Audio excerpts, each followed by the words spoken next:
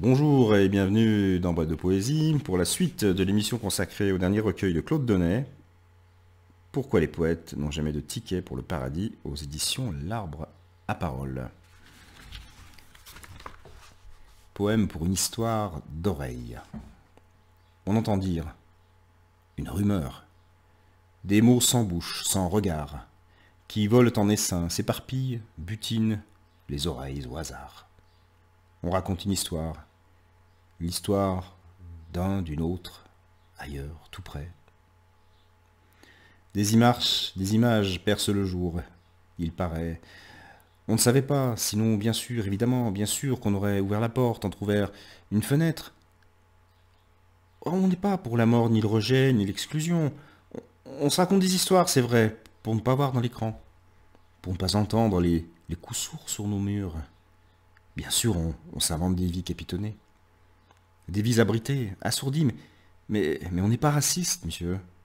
On n'est pas machiste, madame. On n'est pas intégriste, ni un ceci, ni un cela. Sauf peut-être un culte parfois. Mais ça, ne le répétez pas.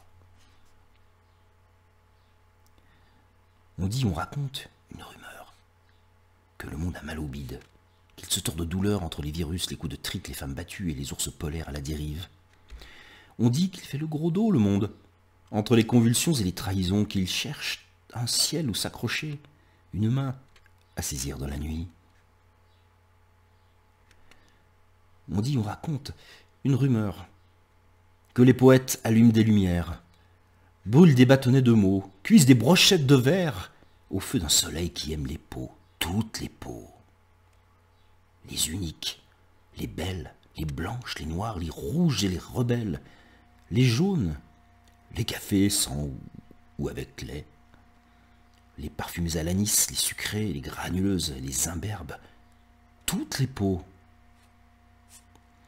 On le dit, on le répète, une rumeur.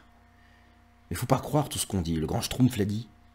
Faut pas croire tout ce qu'on écrit, mais peut-être, qui sait, peut-être faudrait écouter les poètes, déguster, mâcher, avaler leurs mots en brochette, en ratatouille, et peut-être, qui sait, les croire. Quand ils dessinent des espoirs en forme de papillons, quand ils plantent leurs griffes dans le ronron du jour, faudrait peut-être, qui sait, peut-être, que la rumeur monte des braises, que la flamme court, qu'on entende dire que le monde brûle, que les mots brûlent et qu'il est grand temps de vivre. Même quand à la fin d'un jour, sans la lassitude nous répand dans le fauteuil aux larmes, faudrait une rumeur, faudrait tendre l'oreille à la voix qui dit « On n'est pas dans un rêve, mais on vit, sans porte ni fenêtre, les poings serrés mais le cœur ouvert. On vit ensemble, on vit. »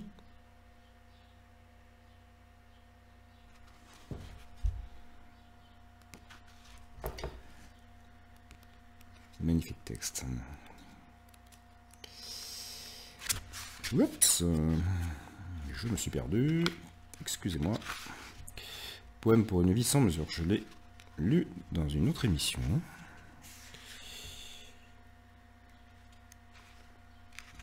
Poème pour le chuchotis du matin. Je me sers un café, noir de lave. Marche sur des braises. Des charbons rouges dans les entrailles.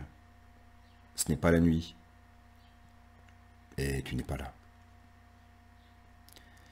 Je me sers un café pour me parler de toi. Un morceau de lèvre sur la porcelaine en feu.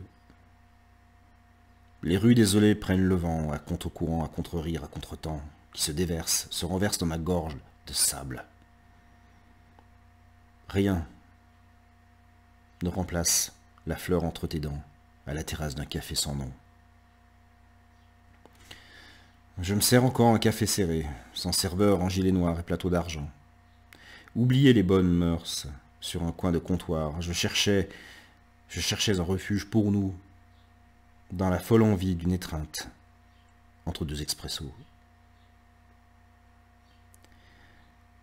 Je suis marqué au fer rouge de ta fleur, seul, que tu serrais entre les dents, à la terrasse d'un café sans nom, dans le chuchotis d'un matin, où demain n'était qu'une main tendue entre les vivants.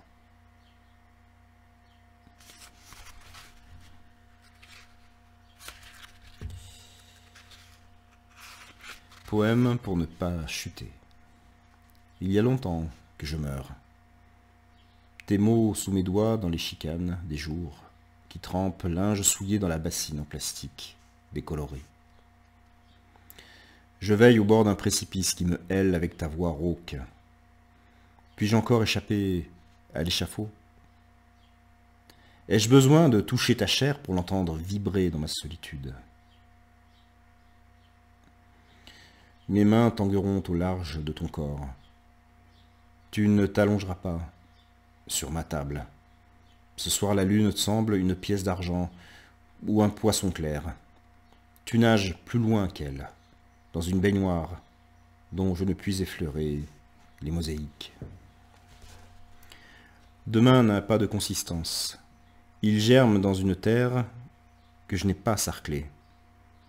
Je n'ai qu'un signe pour dire le chuchotis d'une peau retournée sous la caresse d'une main amoureuse.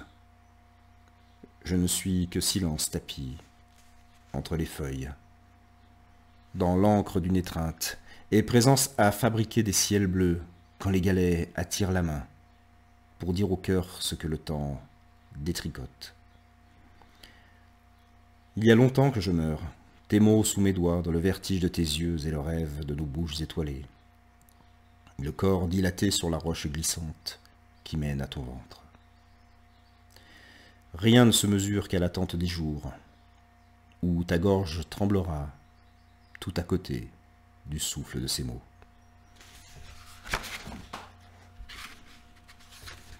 Il y a un dernier texte, poème pour Robinson des Bois. Toute une mer de bois autour de la maison, prison à ciel ouvert, où les oiseaux s'attardent à prendre le soleil dans leur bec.